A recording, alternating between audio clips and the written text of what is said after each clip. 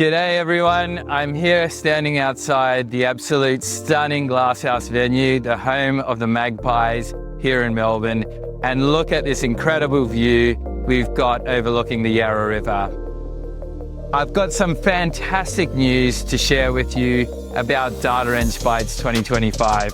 We've booked out their entire cafeteria space, and I can tell you right now, this is going to be an absolutely fantastic place for you to grab lunch and really connect with your fellow data engineers and ML practitioners. Now, we all know that networking is absolutely crucial at conferences like this. The conversations you have over lunch, the connections you make between sessions, these are often the moments that really matter.